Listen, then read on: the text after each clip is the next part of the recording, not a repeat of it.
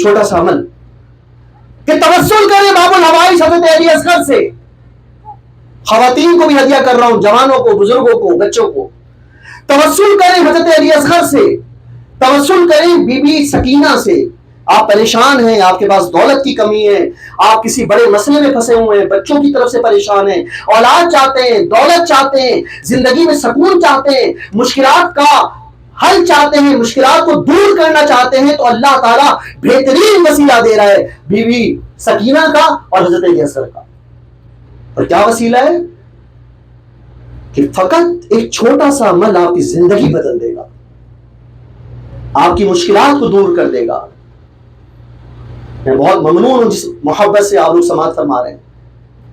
آپ کی مشکلات، آپ کی پریشانیاں، آپ کی بیماریاں سب ختم ہو جائیں گی اگر آپ معرفت قل لا اسألکم علیہ اجرا الا المودۃ فی القربى، معرفت اور مودت کے ساتھ ان کو پکاریں گے.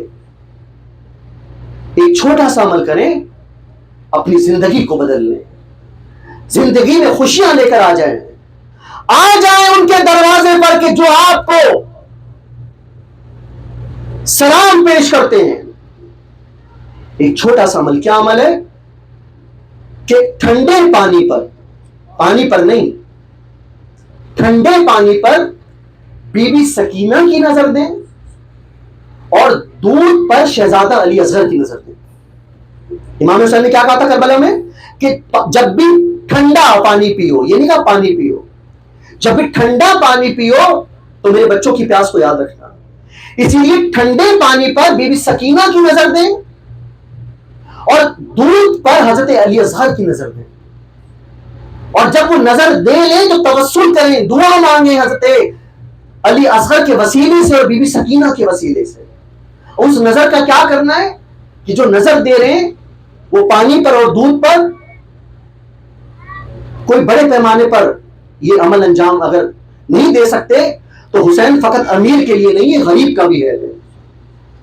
فقط اگر آپ گھر میں محدود لوگ رہتے ہیں، 2-4 لوگ رہتے ہیں، تو وہ نظر دی تو دودھ پر نظر دی، سب نے تھوڑا تھوڑا دودھ پی لیا.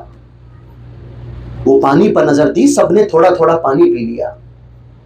اور پھر پکارے علی اصغر باب الحوائج کو، پھر پکارے بی بی سکینہ کو.